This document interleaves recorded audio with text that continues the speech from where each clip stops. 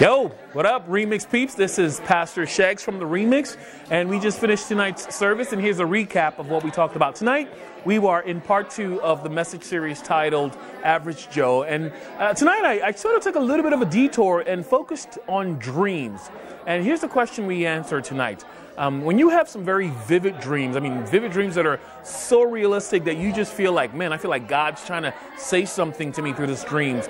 The question we addressed tonight is, how do we know if those dreams are from God or if it's just your subconscious working on overdrive? And we talked about several scenarios today. We talked about how sometimes dreams we have are sometimes from Satan, where he tries to lead us astray. Other times our dreams are more simple. They are a result of eating some really bad tacos the night before or sleeping in an uncomfortable bed. I joked about how I've had a dream once before where in the dream I felt like I was being oppressed by spiritual forces, only to wake up and find my 14-month-old boy sleeping in bed next to me with his foot on my face and his 2 toes on my nose blocking my nostrils. But so we talked about that. Anyway, we said there are really 3 ways we look to discern if a dream really is from God or if it's just something that's passing by. And so the first thing we said is this: when you have a very vivid dream, answer the question, does this dream match up with anything God is doing or has already done in my life?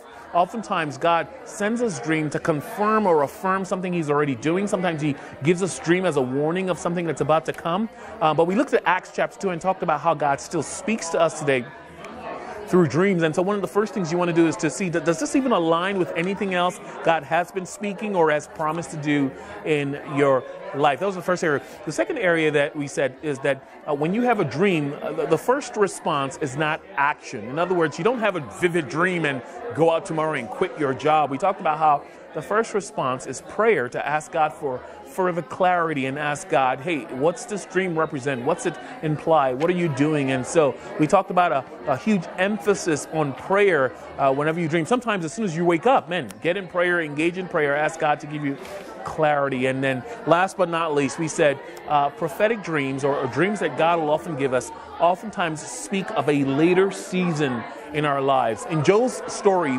we learned that, as soon as he had this incredible dream in Genesis chapter 37, he immediately went to go tell his brothers because he thought God was going to bring it to pass later at dinner that night.